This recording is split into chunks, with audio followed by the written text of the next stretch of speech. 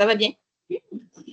Alors, je me présente, moi c'est Karine, je suis la conseillère en soins infirmiers pour le volet jeunesse pour le CIS, qui inclut les unités mère-enfant, la pédiatrie, la dossier, paquet de départements en première ligne. Je suis pas mal omniprésente dans les secteurs. Donc, je vais vous parler de la clientèle obstétricale que vous trouvez aux soins intensifs. Il y a certaines notions qui sont introduites dans la formation. Si jamais il y a autre chose que vous voulez discuter, je n'hésite pas à poser des questions. Je suis là pour ça. Il y a la documentation qui est présente sur la table si vous en avez besoin, puis sinon, elle va être disponible sur le département. Donc, le but d'aujourd'hui, c'est d'identifier les surveillances cliniques particulières à effectuer chez la clientèle obstétricale aux soins intensifs, d'identifier les interventions privilégiées auprès de cette clientèle-là, expliquer les moyens possibles de soutenir le projet d'allaitement et la même clientèle, puis les outils qui sont disponibles pour ça également. Donc, en période postpartum, il y a plusieurs complications qui peuvent subvenir. Généralement, les complications qui vont amener une jeune maman à être dans vos départements, généralement, c'est l'hypertension, puis l'hémorragie, qui est souvent liés ensemble. Donc, on va se concentrer plus sur ces éléments-là, les éléments de surveillance qui sont en lien avec ces défis-là. Donc, l'évolution utérine, qu'est-ce que c'est? C'est le retour de l'utérus suite à l'accouchement à son point initial d'avant-grossesse. Donc, on s'entend que pendant la grossesse, l'utérus a pris des proportions énormes. Et là, on veut ramener tout ça à la normale. Il y a une évolution normale, rapide, qui se produit dans les 2 premières semaines où l'utérus va descendre d'à peu près 1 cm par jour. Et ensuite, une évolution plus lente qui va se poursuivre pour les 2 premiers mois, qui va se finir à peu près à 2 mois, 6-8 semaines généralement. Donc, cette involution normale-là va s'effectuer grâce aux contractions utérines qui va favoriser l'hémostase des gros vaisseaux de la zone placentaire puis qui va prévenir justement l'hémorragie puis les saignements. Donc, qu'est-ce qui va favoriser une évolution normale de l'utérus? L'allaitement, parce que l'allaitement va aller sécréter de l'oxytocine qui va aller faire des contractions de l'utérus puis ramener le tout. Ça diminue les hémorragies, mais ça permet aussi l'évolution normale de l'utérus. Un accouchement sans complications pour privilégier justement de la normalité. Une expulsion totale du placenta, donc il n'y a pas de membrane ou de morceau de placenta qui reste à l'intérieur, puis une mobilisation précoce suite à l'accouchement. Donc, évidemment, la césarienne, souvent, l'évolution va être plus lente. On ne parle pas de doubler le temps, mais c'est un petit peu plus long avant que l'évolution se fasse de façon complète. La subévolution utérine, c'est le retard du retour à la normale pour l'utérus. Puis les facteurs qui vont favoriser le retard, c'est un travail prolongé, une anesthésie, analgésie. Donc, on s'entend que la plupart des mamans qui accouchent ont un épidural, donc qui rentrent toutes dans cette catégorie-là. Un accouchement qui est plus difficile ou une induction qui a été très longue. Une maman qui a eu plusieurs grossesses ou une grossesse avec plusieurs bébés. Ça peut amener le même genre de problème parce que l'utérus a été étiré à son maximum. Des très gros bébés peuvent amener le même problème. Une vessie pleine peut empêcher l'utérus de se contracter adéquatement. Une expulsion incomplète du placenta, donc les morceaux qui restent à l'intérieur, une rétention placentaire en autre mot peut amener un défi d'involution. Puis une infection utérine peut amener la même chose. Donc, lorsque vous avez cette clientèle-là, il y a une évaluation de l'utérus et potentiellement un massage de fond utérin à faire. Donc, comment on fait pour évaluer la hauteur utérine? On fait avec nos mains. Donc, une main juste au-dessus de l'os pubien, du pubis. Et l'autre main, on va le mettre au niveau du nombril et on va aller peser par l'intérieur pour aller palper l'utérus. Donc, normalement, tout dépendant de la corpulence de la personne, ça peut prendre plus ou moins d'efforts pour aller trouver l'utérus. Ce qu'on va aller ressentir, c'est comme un gros pamplemousse. Okay? Donc, c'est à peu près la dureté d'un pamplemousse, puis à peu près la forme aussi. Normalement, la journée de la naissance, on devrait retrouver l'utérus à 0,0, qui veut dire au niveau du nombril. Okay? Par la suite, ça devrait descendre d'à peu près 1 cm par jour, donc 0 sur 1, on va dire que 1 cm sous le nombril, qui est 0, ou 0 sur 2. Si jamais on a au-dessus du nombril, ce qui sera normal, mais si c'est le cas, il faut quand même le noter. Donc, ça serait du 2 ou du 1 sur 0. Le 0 est toujours le nombril. Donc, si c'est au-dessus, c'est au-dessus du nombril. C'est en dessous, c'est en dessous. Donc, ça prend à peu près 10 jours là, pour que l'utérus soit plus palpable avec l'évaluation de la hauteur utérine. Il descend à peu près d'1 centimètre par jour. Évidemment, ça peut être quand même sensible pour la maman de faire cette évaluation-là parce que c'est une mesure qui est sensible, surtout après une césarienne. Donc, on y va avec délicatesse, mais il faut quand même aller voir de quoi ça a l'air. L'évaluation devrait être faite comme c'est nommé à l'écran, donc avec un accouchement vaginal à la sortie du placenta. Donc, évidemment, ça ne vous concerne pas. Aux 15 minutes pendant 1 heure, aux 30 minutes pendant 1 heure, aux 8 heures pendant 24 heures, puis ensuite 10. Ça, c'est si tout va bien. Donc, dans votre cas, souvent, quand ils sont ici, ils ne vont pas tant bien. Donc, ça se peut que ça soit prolongé selon la prescription médicale. C'est pas stable. Puis pour la césarienne, chaque 15 minutes pour 1 heure jusqu'à stabilité, chaque 30 minutes pour 3 fois ou jusqu'à stabilité, puis chaque 8 heures jusqu'au congé ou selon la prescription médicale. Ça va? Si jamais, lors de l'évaluation, vous trouvez que ce qu'on devrait ressentir, en fait, c'est un utérus qui est ferme, qui est centré. Si ce n'est pas le cas, puis qui n'est pas ferme, ce qu'on vous demande, ce qui devrait être fait, c'est un massage utérin. Comment qu'on fait? C'est exactement la même chose, sauf que sous la main, on sent que ce n'est pas dur, c'est plus spongieux, c'est comme une éponge. On va aller frotter le fond de l'utérus, qui va aller contracter, qui va l'encourager à se contracter, puis à prendre une forme plus solide, si on veut, puis ce qui va aider justement à diminuer l'hémorragie ou à diminuer les saignements. Ça va pour ça? Donc, ma maman est ici, sa tête est là. OK, donc je vais mettre ma main sur son pubis, ou juste au-dessus du pubis, juste à l'intérieur de l'os, mes doigts, mettons. Puis, je vais aller au nombril. Puis là, je vais aller palper pour l'utérus. Oui, c'est du nombril. Fait que c'est le fond du terrain, le fond qui est vraiment au niveau du nombril, qu'on va aller masser. C'est là que tu pousses en même temps? Ouais, oui, c'est ça. Tu frottes. Généralement, ça va faire contracter l'utérus. Ça fait sortir. Ça devrait être plus ferme. Oui. Donc, c'est ça, plus ferme? Oui. Mais ça peut prendre combien de... C'est assez rapide. On frotte un peu, puis là-dessus, c'est ça. On abuse de médecin. Il y a d'autres... Elle sentira pas. Oui, c'est pas très confortable. C'est pas confortable. Peu importe que ça soit ferme ou pas ferme, c'est pas très confortable de se faire ça parce que l'utérus est quand même sensible, surtout la post-césarienne, ça l'est encore plus. Mais si c'est pas ferme, c'est important de faire le massage pour justement faire fermer les petits vaisseaux sanguins et éviter que ça saigne plus qu'il faut. OK, donc sur l'image, on voit l'involution normale là, à l'accouchement 0,0 au niveau du nombril, puis que ça diminue graduellement jusqu'à à peu près 10 jours sous l'os. Donc, si lors de la palpation, vous voyez que l'utérus n'est pas centré et qu'il est dévié à gauche ou à droite, ce qui peut causer ça, c'est une vessie pleine. Une vessie pleine. C'est sûr que ici, normalement, on est une sonde. Oui. Ça ne devrait pas être le cas. Mais donc ça, j'ai une question. Oui. On a retiré la sonde, oui. Le buscal. Est-ce que tu y reviens la sonde? C'est selon la prescription. Si tu mets ton ordonnance collective 101, tu sais, ça va venir après le buscal. Oui, oui. C'est pas une contre-indication directe. Non. Oui, mais je veux dire, là, si elle est là pour hémorragie, tu ne veux pas qu'elle ait un globe buscal, tu veux que l'utérus se contracte au maximum. Si tu lui permets d'en avoir un, ça fait en sorte que l'utérus va avoir la misère à se contracter.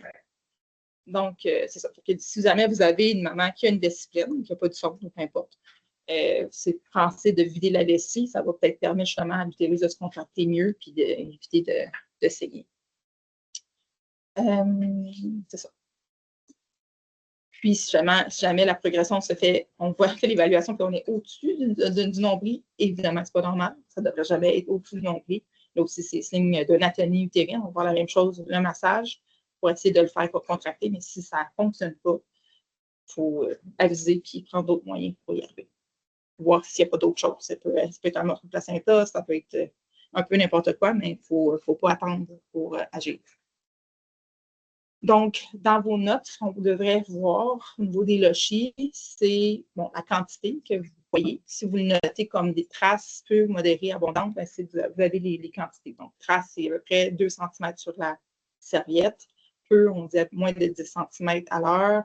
Modéré, entre 10 et 15 cm à l'heure. Puis abondante, c'est plus de 15. Donc, juste pour que ça soit clair pour tout le monde. Évidemment, on porte des gants pour manipuler les serviettes sanitaires. Ça, je ne vous apprends rien.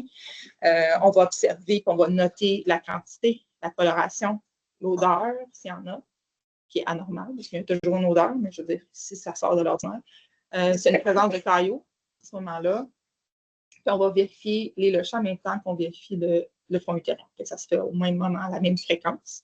Si jamais il y a des caillots, il faut les défaire pour voir si c'est juste du sang ou si on retrouve des membranes ou des morceaux de placenta. Si c'est le cas, ça veut dire qu'il y a potentiellement une rétention et donc prise d'hémorragie, puis ça va demander une révision utérine. Puis on a tout ça au dossier. De surveillance spécifique pour les couchers, nous, on le fait directement. En même temps que le fond utérin. C'est vraiment la même chose. En fait, on vérifie tout en même temps. L'utérus, les lochis, les périnées, tout en même temps. Comme ça, on est sûr qu'il n'y a pas de problème. Ensuite, les saignements, ce qu'on s'attend à voir au niveau du volume, dans les premières 6 heures, ça devrait être à peu près une demi-serviette à l'heure. On devrait considérer comme étant normal. Puis la même chose jusqu'à 3 jours de vie, à peu près moins d'une demi-serviette à l'heure, ce qui est encore normal. Si on a un filet de sang continu, clair, brillant, puis qu'on sature une serviette et plus à l'heure 2 fois, ça va plus. Okay, donc là, on pense vraiment à une hémorragie, ou s'il y a une expulsion de répétée de caillots de 5 cm ou plus, que ce soit avec ou sans membrane. Avec membrane, c'est clair que ça ne va pas, là, on va refaire tout de suite. Mais s'il y a des caillots fréquents, avec des gros caillots fréquents, on pense à une hémorragie. Entre 3 et 10 jours, on devrait avoir des lochis qui sont plus rosés. On enlève un peu le rouge foncé, ça devient plus rosé, céreuse. Plus de 10 cm sur la serviette à l'heure. Tant que ça reste normal, puis c'est stable, puis que ça diminue en quantité graduellement, on ne s'inquiète pas. Ce qui sera normal, c'est que ça réaugmente en volume. Puis, la même chose, s'il y a des caillots répétés de plus de 5 cm, encore là, ça peut être signe d'hémorragie. Puis, entre 11 et 21 jours, normalement, les saignements, les lochis devraient être de plus en plus brunâtres et ensuite blanchantes.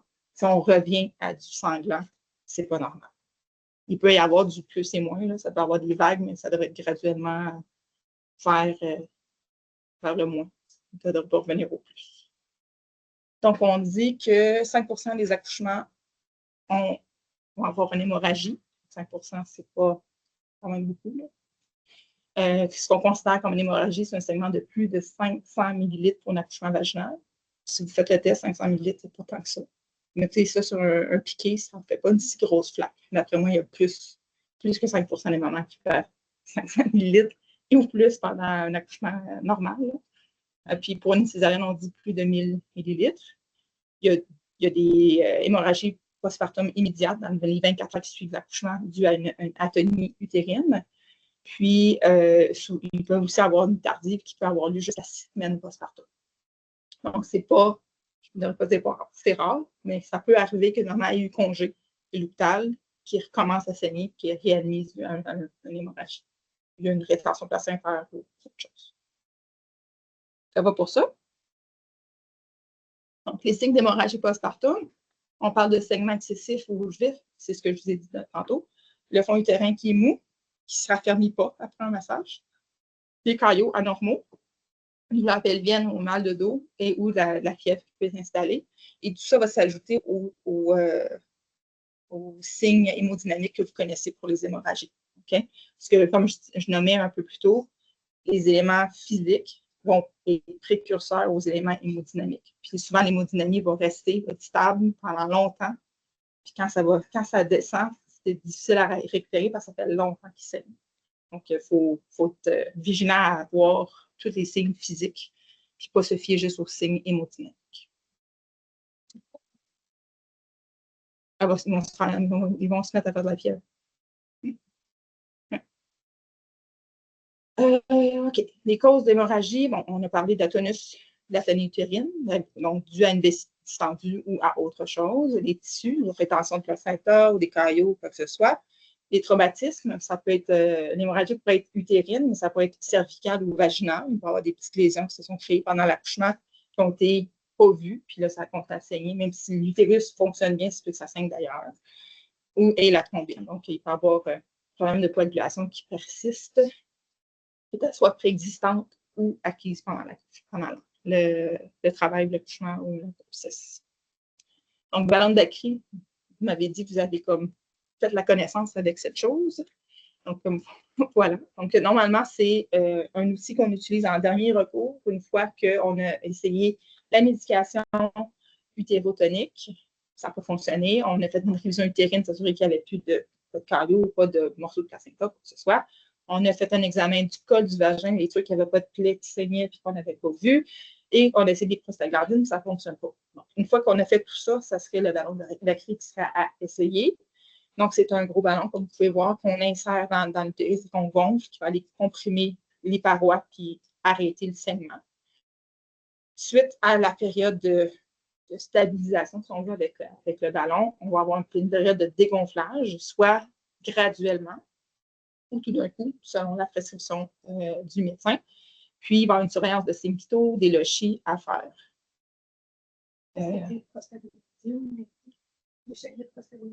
En fait, c'est des éléments c'est des médicaments qu'on peut donner. Oui. Oui, utérotonique. Puis,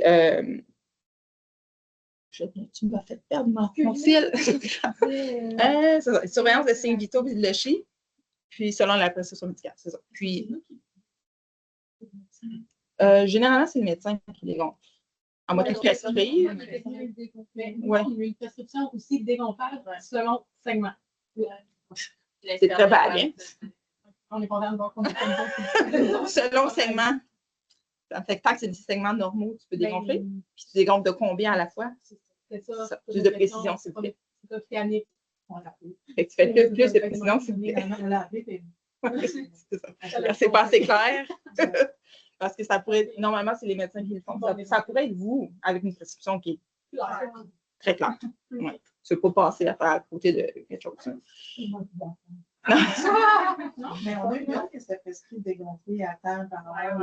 C'est ça. C'est selon la prescription médicale, selon comment le médecin se sent à l'aise avec tout ça. Puis, c'est sûr qu'il faut qu'il y ait une équipe de chirurgie disponible en cas où que l'hémorragie reprenne et qu'on doit passer à une stérectomie ou autre chose. Mais la réinsertion n'est pas recommandée. Donc, ça s'est déjà vu de remettre un ballon d'acry, mais ça n'a pas fonctionné, ça ne risque pas de refonctionner. Ou ce qu'on a déjà vu aussi, c'est que ça fonctionne, peut m'emmener à se remettre à saigner. Fait que c'est pas quelque chose qui est recommandé de remettre un ballon d'acry par la suite. Voilà, ça va pour ça? OK. Donc, ce qu'on a à observer aussi, c'est les lacérations au niveau du périnée. Donc, il y a différents degrés de lacération possibles. Donc, le premier degré, ce qu'on souhaite savoir suite à l'accouchement, c'est ça, une petite lacération, déchirure juste au niveau du périnée puis la muqueuse vaginale, quelque chose de très, très léger. Ensuite, le deuxième degré, ça va jusqu'au fascia, ça descend, mettons, mi-périnée, si on veut, là, à moitié chemin. Troisième degré, ça descend jusqu'à l'anus sans passer à travers du sphincter anal. Puis, quatrième degré, on passe au travers. C'est complet. Donc, évidemment, il va y avoir des réparations, c'est normal, mais il y a des surveillances à faire en lien avec ça. Généralement, on voit plus des lacérations que des épisiotomies. Une épisiotomie va être utilisée souvent plus lors d'un accouchement assisté, donc avec la ventouse, le forceps. Souvent, il va y avoir des épisiotomies faites. Sinon, on va plutôt laisser une déchirure se produire parce qu'on s'est rendu compte avec le temps, parce que dans le passé, c'était une pratique courante de faire une épisiotomie pas mal à tout le monde. Ils se sont rendus compte que la peau, ça s'étire. Donc, il y a comme une possibilité de laisser l'espace sans couper quoi que ce soit. Puis, si on coupe, on enlève un peu on enlève la possibilité d'étirer, puis ça crée des déchirures encore plus importantes. Donc, si on a une épisiotomie, souvent, on va l'avoir plus latérale, de façon comme ça, en diagonale, plutôt que médiane, parce qu'on ne veut pas aller atteindre le sphincter. Ça crée plus de problèmes qu'on a besoin. Ça va pour ça? Donc, les observations à faire en lien avec la région périnéale, on veut noter l'aspect du périnée. Donc, s'il y a d'édème, il va en avoir d'édème, c'est sûr. Donc, on note l'édème qui est présent. On va noter s'il y a un hématome qui se crée, l'état des points, les signes d'infection s'il y en a. Donc, des choses à noter dans vos notes. Puis, on va aussi installer la patiente dans une position confortable, donc plutôt sur le côté ou plus inclinée. Si on positionne la patiente en position assise, on va plutôt mettre des oreillers sous les genoux pour basculer le bassin, peut-être pas directement assis sur l'épaule. Les signaux d'alerte pour le périnée, bon, c'est tous les signes d'infection que vous connaissez, évidemment, si on en voit, c'est pas normal. C'est une séparation des parois de l'épisiotomie, c'est pas normal. Si on voit un hématome qui apparaît, évidemment, c'est pas ce qu'on veut. Si c'est le cas, souvent la cliente va se plaindre d'une douleur aiguë, parfois qui pulse. Donc, si c'est le cas, allez voir, parce que ça pourrait être un hématome. Donc, ce qui va causer les hématomes vulvaires, vaginaux et pelviens, c'est une rupture d'un vaisseau sanguin lors de l'accouchement, soit par l'épisiotomie, la déchirure ou juste le passage de bébé. Donc, ça peut se produire au niveau de la vulve, dans le vagin ou sous le péritoine. Puis, on a deux types, soit qui est circonscrit, ça fait un bleu tout petit, puis ça reste comme ça. Puis à ce moment-là, on peut mettre de la glace, on observe, tout simplement, c'est suffisant. Puis si on voit que ça prend de l'espace, puis ça devient de plus en plus gros, à ce moment-là, ça veut dire que c'est un saignement qui est actif. Il va sûrement avoir besoin d'une petite chirurgie pour cauteriser puis vider la région. Donc, encore moins le fun. La glace a besoin de prescription. Mais je pense que c'est dans l'ordonnance collective de toute façon, mais je vais vous dire combien en est. Donc, les facteurs de risque pour les hématomes, bon, une hypertension, un bloc honteux, une primipare, un travail précipité. Donc, si la peau n'a pas eu le temps de s'étirer, donc ça a plus de chances de trauma. Un deuxième stade qui a été prolongé, donc la poussée qui a été très, très longue. Donc, trop court, trop long. C'est à risque. Un bébé très gros, l'utilisation des outils, je me mets les forceps et ventouses, puis un antécédent de varices vulvaire. Donc, les soins qu'on devrait faire, qu'on pourrait faire au niveau de la région périnéale, en fait, ils disent que la région peut rester engourdie quelques semaines, mais je ne suis pas d'accord. Moi, je trouve que ça ne reste pas tant engourdi que ça. Ça peut être quand même sensible pendant un petit bout de temps. Les épisiotomies, ça nécessite les mêmes surveillances qu'une lacération, un ou l'autre, on surveille les mêmes choses. C'est considéré comme une plaie chirurgicale, donc ça peut prendre 2-3 semaines. On peut nommer à la maman que c'est normal. Les points vont se résorber si les points sont dents, pas de points enlevés là. Évidemment, on se lave les mains. Pour nous, évidemment, mais pour elle, pour la maman, elle fait ses propres soins, ou si le conjoint ou les familles peuvent aider, la même chose, on se lave les mains. On va nettoyer avec de l'eau du savon sans parfum. On rince bien, on tapote pour sécher tout simplement. Puis la glace au périnée, 20 minutes ou 2-3 heures pour diminuer l'inconfort et des compresses de MgSO4 qui peut être prescrit pour aider aussi au niveau de l'enflure et de l'inconfort. Souvent, on combine les deux. On met un gant de glace, on met la compresse de MgSO4 pour mettre ça ensemble. Ça diminue un peu l'inconfort. Le MgSO4, on peut laisser aussi longtemps qu'on veut, mais ce n'est pas tant grave. C'est plus la glace qu'on ne peut pas laisser plus que 20 minutes pour ne pas geler la peau.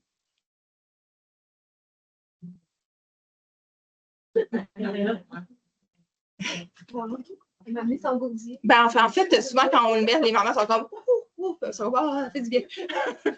C'est comme OK. Fait que les surveillances en soins et les soins post-césariennes, en fait, c'est la même surveillance qu'une post-chirurgie. Ça ressemble beaucoup.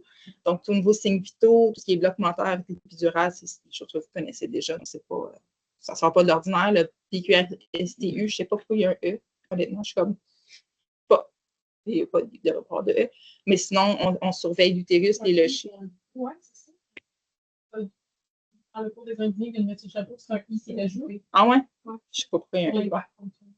OK. Ben, peu importe. On évalue la douleur comme vous faites d'habitude. Puis on va surveiller l'utérus, comme on l'a nommé, les lochis, comme on a nommé, puis on va vérifier le pansement en même temps qu'on fait tout le reste. L'utérus puis les lochis vont être vérifiés tout ensemble. Puis, si je sais que s'ils sont ici, il y a une raison, donc la mobilisation est souvent moindre que si la cliente était sur l'unité mère-enfant. Mais si on peut la mobiliser, ça serait l'idéal dans les premiers 6 heures postpartum ça va vraiment l'aider à mieux récupérer puis à éviter d'autres problèmes au niveau de façon générale. On veut les mobiliser rapidement. Ici, oui. Oui. Dès qu'ils sont dégelés. Dès qu'ils sont dégelés. Ça, c'était pour la césarienne. Mais un accouchement vaginal, normalement, dès qu'ils sont capables de se mobiliser, qu'ils sont plus gelés avec l'épidurale, on fait le lever à 2, évidemment, pour s'assurer qu'ils sont scellés sur leur patte, mais après ça, ils peuvent se lever. Donc, une grille avec toutes les médications utérotoniques que vous pouvez avoir normalement.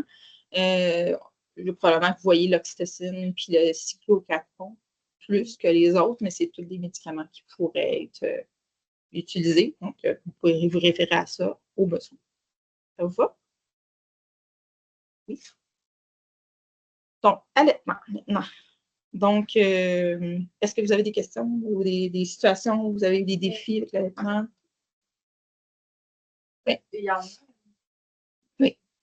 Pour le fait que les patients qui viennent ici, c'est seulement comme instabilité originale. Quand c'est une hémorragie plus importante ou oui. Ou une hypertension qui est comme non contrôlée, puis là, il y a besoin de plus un suivi plus rapproché, disons. Ouais. Pour l'allaitement, en fait, ce qu'on souhaite, c'est que les diades mère-enfant qui ont le désir d'allaitement, qui aient le soutien nécessaire pour le faire. On sait qu'on n'est pas dans les conditions idéales pour soutenir l'allaitement, mais il y a des choses qu'on peut faire pareil pour favoriser, pour aider à ce que l'allaitement se passe le mieux possible, même si, comme je dis, on n'est pas dans la situation idéale. Donc, le rôle du personnel, peu importe sur quel département, c'est d'accompagner la diade mère-enfant qu'elle puisse atteindre leur objectif d'allaitement. Ce qu'on peut faire, c'est de creuser le lien mère-enfant, comme vous avez nommé tantôt, d'avoir le bébé avec la maman le plus possible. Juste le fait que la maman soit là et que le bébé soit avec la mère va l'aider émotionnellement, de un, mais puis ça a un gros impact sur la capacité de production de lait. C'est tout relié ensemble. Donc, c'est ça, d'avoir le bébé avec la maman. Puis, dans le contexte des soins intensifs, même chose à l'unité mère-enfant, on s'encourage le conjoint ou un membre de la famille d'être présent pour aider avec le soin du bébé. Puis, on encourage les personnels à développer une souplesse là, dans l'approche avec cette clientèle-là. Ce qui ressort souvent avec la je trouve, dans les sites, c'est que des fois, on donne la médication plus forte que ce que on va y arriver. On va y arriver. C'est ça aussi, j'ai une patiente qui ne veut pas que son bébé vienne sur la partie, la peur de la maladie, tout ça. Donc, forcément, le lien comme si. Oui. En fait, c'est sûr qu'on peut expliquer que dans le.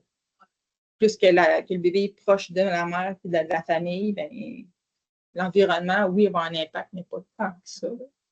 Si le bébé, il va bien, parce que c'est déjà arrivé que des fois, il nous laisse descendre le bébé ou bien le porter, puis il nous laisse le temps pour que le papa ramène. Mais ça arrive qu'il y a des infirmières qui veulent absolument être au chevet, puis que ça fait que des fois, ils n'ont pas le temps de venir, fait qu'ils ne peuvent pas voir leur bébé. Ils ont vraiment besoin d'être au chevet et de rester là. Puis... Mais ça dépend du bébé, ça dépend de l'état du bébé. S'il va bien. Oui. Oui. Oui, en fait, si le bébé est stable, puis encore là, des fois, le bébé a congé, puis la mère est là, fait que le bébé peut rester là, il n'y a pas de problème. Donc, si le bébé est stable, tout va bien, puis il y a quelqu'un pour s'occuper du bébé, normalement, il ne devrait pas y avoir de problème. Encore là, il y a une pédiatre qui peut avoir son mot à dire dans la situation, mais normalement, on encourage justement que la maman et le bébé soient ensemble. La dernière maman, c'était ça, il était dans le lit, il avait lumière, quand absolument descendre un peu, le bébé allait bien, puis à rester avec une petite minute. Oui, puis la c'était juste pour qu'il reste avec le bébé. Oui, c'est ça. C'est peut-être une indication du médecin. Je sais pas. Parce qu'il y avait comme un malaise aussi, parce qu'elle restait comme dans la chambre au pied du lit de même pendant que la mère était avec le bébé, puis comme, OK, mais là, il n'y a pas de moment, là, je sais pas, là. Il ne devrait pas y avoir de problème à ce niveau-là.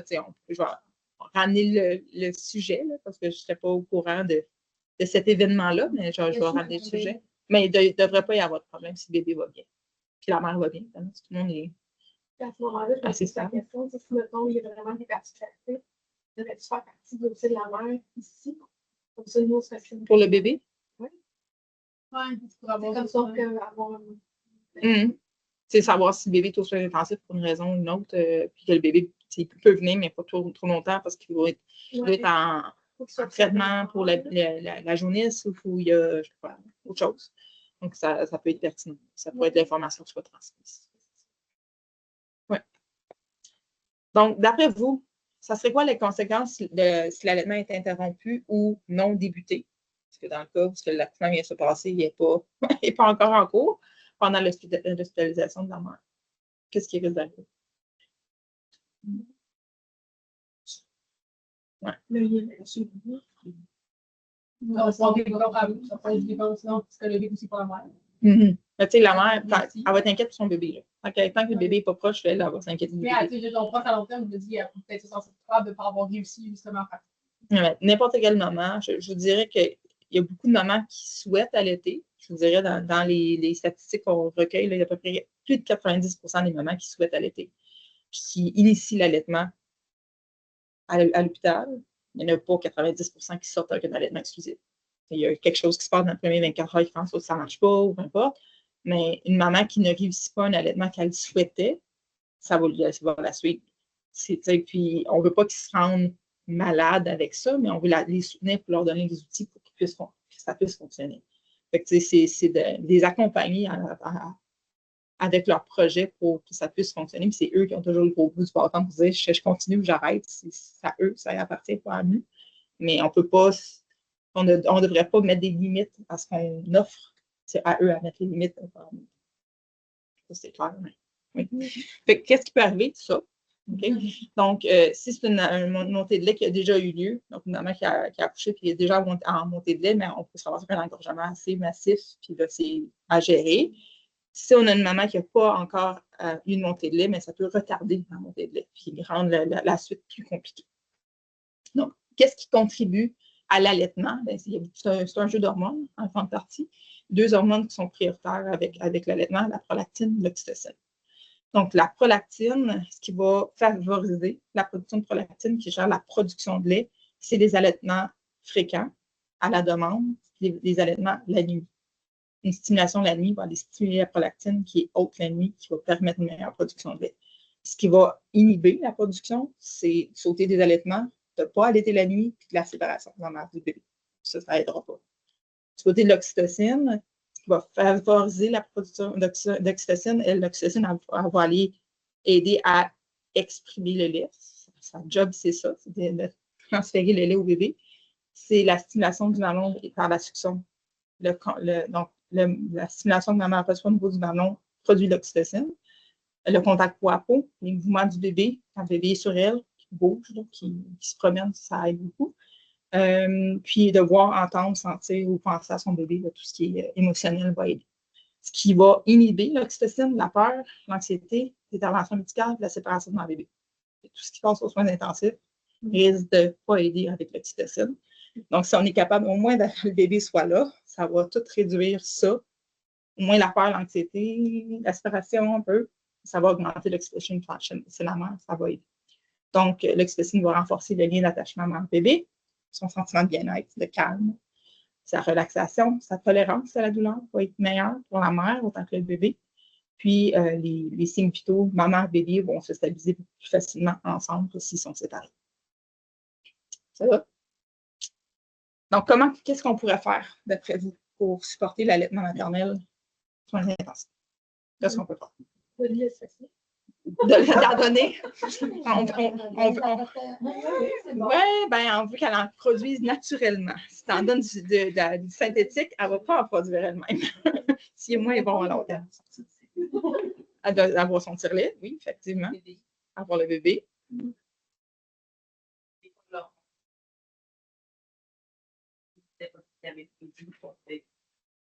On s'entend que la vie avec un bébé, c'est jamais ce qu'on a prévu. C'est rarement ce qu'on imagine. C'est pas ça.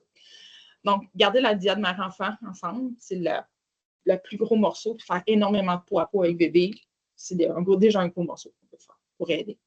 que la fréquence d'expression, si le bébé ne peut pas être avec maman, ben, d'exprimer le lait ou le colostrum fréquemment, parce que cette stimulation-là va quand même aider à la suite des choses. Considérer que les besoins liquidiens de la femme qui allait sont plus élevés qu'une femme qui n'allait pas. Puis quand vous faites vos dosages réajustés excréteurs, l'allaitement, le lait maternel, c'est un excréteur. Il faut prendre en considération aussi. Je ne sais pas. Si le bébé n'est pas au sein, tu ne le sais pas, effectivement. Surtout, avant la montée de lait, ce n'est pas des gros volumes, c'est négligeable à ce niveau-là. Mais après la montée de lait, il peut y avoir des assez gros volumes d'exprimer, donc il faut le prendre en considération, c'est un excréteur. S'il manque quelque chose dans vos calculs, ça se peut que ce soit le lait maternel. Permettre la présence de quelqu'un, d'un proche aidant là, pour aider avec le bébé pendant que la maman est là. L'allaitement directement au sein, si on peut le faire, parce que c'est le meilleur tire-lait sur la planète, c'est le bébé. Il va faire le meilleur job que n'importe quel tire-lait. Si le bébé n'est pas disponible, d'avoir accès à un tire-lait. Donc, si vous avez besoin, une maman qui a besoin d'un tire-lait, il y en a à l'unité mère-enfant. C'est juste besoin d'appeler pour aller le chercher. Il ne devrait pas y avoir de problème d'emprunter un tire-lait. Le seul petit défi à ce niveau-là, c'est qu'on n'a pas on n'a pas les coupoles et les tubulures, mais ils sont disponibles dans toutes les pharmacies autour de l'hôpital. Oui. On a besoin de soutien. Oui. C'est pas disponible. Oui.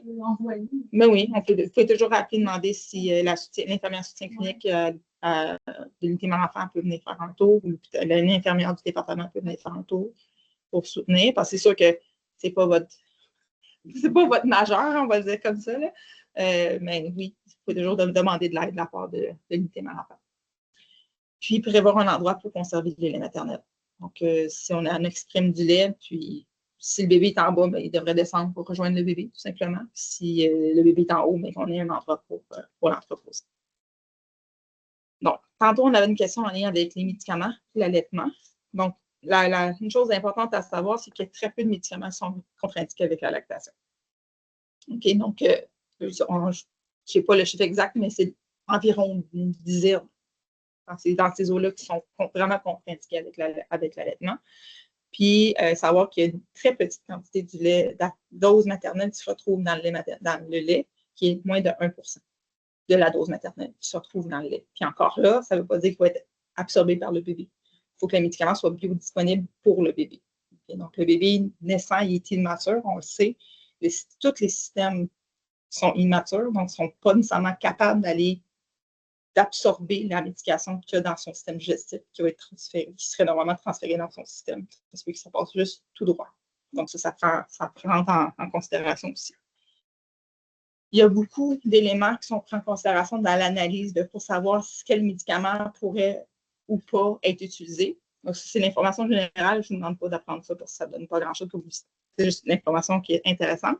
Donc, la concentration du médicament dans le lait humain, okay, versus le plasma de la mère. La concentration maximale qu'on pourrait obtenir, le temps maximal, où est-ce que la concentration est à son maximum, la liaison avec les protéines, par exemple, le stade de lactation. Donc, il y a beaucoup de choses qui sont prises en considération pour déterminer si un médicament peut ou peut pas être utilisé avec la lait. Un des éléments qui est intéressant, c'est la barrière sanguine mammaire, donc avant et après la montée de lait. Donc, avant, les glandes mammaires sont petites. Il y a beaucoup d'espace entre chaque glande et donc les grosses molécules peuvent passer dans le lait maternel. Après la montée de lait, les glandes sont plus grosses, donc comme beaucoup d'expansion. Il y a moins d'espace entre les glandes. Puis à ce moment-là, entre les cellules, je veux dire. Puis à ce moment-là, les grosses molécules ne passent plus. Donc, si la médication est donnée avant ou après la montée de lait, ça a un impact. Tout ça est pris en considération dans la décision si oui ou non une médication est adaptée à l'allaitement ou pas. Donc, il y a des stratégies pour réduire le transfert. Donc, il faut choisir le bon médicament. Donc, c'est un faible rapport. Ça, je ne vous demande pas de connaître ça, mais c'est des choses qui sont prises en considération. Puis, le bon moment. Donc, si on le donne juste avant d'allaiter ou après la demi-vie, ou peu importe. Donc, à qui on va se référer? Il faut savoir quel médicament donner quand. On va se référer à l'IMAGE. L'IMAGE, c'est un centre de référence pour la médication en lien avec l'allaitement et la grossesse. C'est Sainte-Justine qui est à l'origine de ça. Donc, si vous appelez le numéro de téléphone, vous allez sur le site Internet. On a déjà plein d'informations sur plein de médicaments. Ces médicaments ne se retrouvent pas sur le site Internet. Vous appelez, puis ils vont faire les recherches, ils vont vous donner l'information. Okay? Si la médication, ça va être probablement comment, à quelle fréquence ou quand est-ce tirer ou allaiter en fonction de la médication. Ils vont toutes vous donner ces informations-là. Si jamais la médication est contre-indiquée, ils vont vous proposer d'autres molécules qui pourraient remplacer. OK, donc ça, c'est une ressource. L'autre ressource, c'est l'ACMED, qui est en ligne et qui est gratuite. Donc, quand même, un peu le même principe. On entre le médicament, puis ça vous sort un feuillet d'informations sur la médication, comment l'utiliser ici, acceptable ou pas. C'est l'information qui se retrouve assez facilement. Comme il y a Cellulite, qui ont maintenant plus tôt, non? C'est dans combien de temps aujourd'hui? J'arrive. J'arrive là. J'arrive. OK. Donc, les outils sont disponibles pour soutenir l'allaitement. Bon, on parlait du tire-lait tantôt, vous pouvez aller chercher à l'unité mère-enfant. Les tubulures à la pharmacie sans problème. Et bien, évidemment, il faut nettoyer les outils, mais il n'y a pas de stérilisation qui soit nécessaire après la première utilisation. On stérilise la première fois, normalement, puis après ça, on peut juste laver, sécher, pas besoin de restériliser si on se fie au MUV.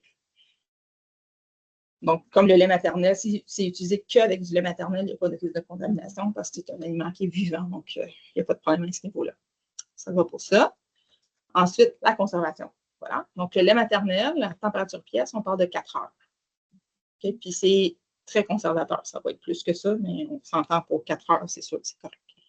Au frigo, on parle de 8 jours. Puis, au bout de 8 jours, il y a autant d'anticorps que de lait frais. Fraîchement exprimé. Comme quand je vous dis que c'est un lait vivant, il se maintient pendant longtemps au frigo. Congélateur, ça serait 6 à 12 mois selon le congélateur qu'on utilise. C'est très long.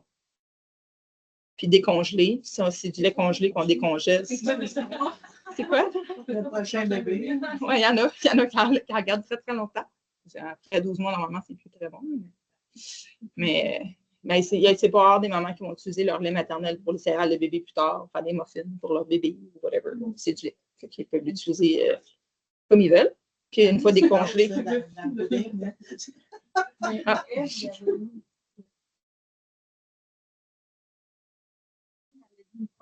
Ah, tout le monde a mangé. Avez-vous aimé? C'était pas bon. Je n'ai trop produit.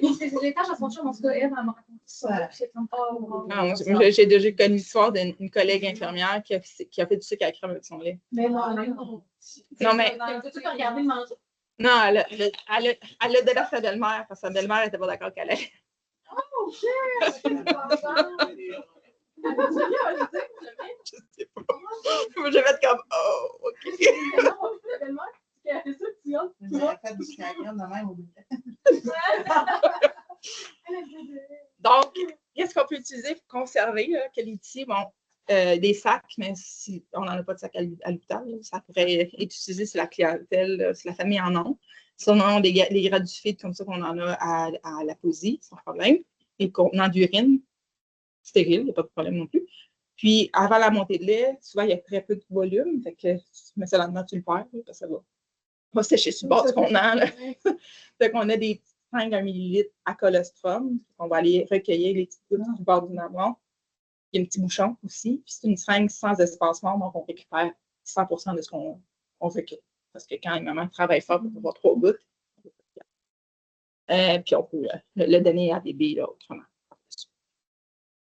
Ça vous va? C'est tout. Une question. Oui.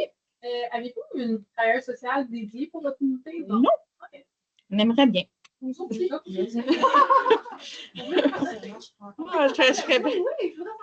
J'aimerais bien ça, mais non. C'est pas. Oui.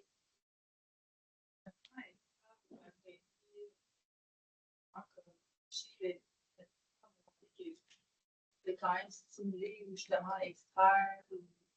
Mais à quelle fréquence? Le plus souvent possible. On y va au maximum de ce que maman peut, dans le fond. Puis, comme je disais tantôt, si c'est une maman qui a fait une très, très grosse hémorragie, son corps va prioriser sa survie que la production de lait à un certain point. Soit que ça va retarder la montée de lait, tout simplement, ou soit qu'il n'y en aura juste pas. Donc, c'est dans les grandes hémorragies, genre le syndrome de HELLP, le Sheehan, autres, on peut arriver à avoir une nécrose de la glande pituitaire. Voilà, je l'ai dit, je me surpris. C'est ça. Puis à ce moment-là, il n'y a plus. Non, ben en fait, c'est la maman qui décide. Là. Il n'y a pas comme après un certain temps qu'on se dit c'est sûr que ça ne fonctionnera pas. Non, parce que mettons qu'on ne s'est pas rendu au niveau de la. C'est pas une hémorragie, comme je dis, là, le Sheehan ou autre. Ça peut juste avoir retardé la montée de lait. On a déjà vu des montées de lait à 8 et 10 jours. Fait que, si on ne stimule pas, on arrête parce qu'on dit que c'est peine perdue. Ben, je comprends. Ça, c'est la montée de lait peut être si tardive. Parce qu'il faut que la maman nourrisse le bébé. Oui. Mais je veux dire, son corps va quand même prioriser, il faut qu'elle survive. C'est son corps va guérir un peu pour récupérer, pour pouvoir produire du lait par la suite. Elle ne pourra pas faire les deux en même temps. C'est la stimulation de jour 0 à 10. Il faut quand même maintenir la stimulation pour que les hormones restent dans le système.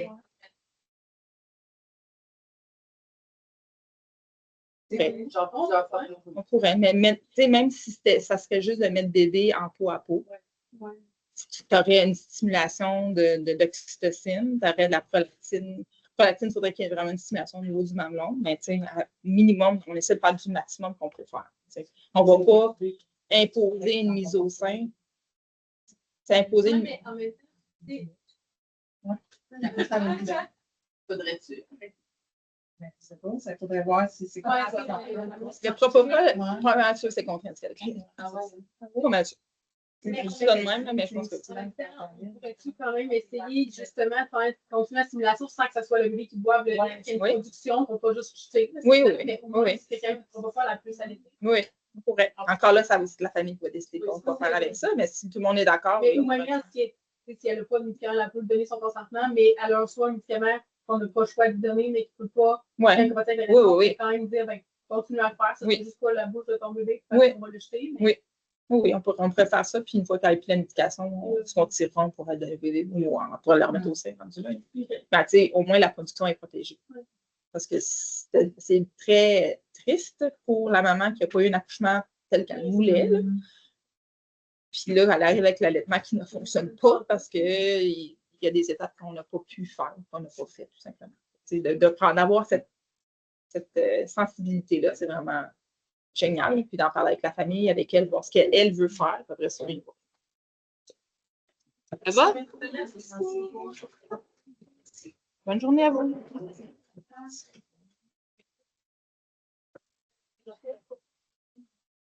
Toi encore.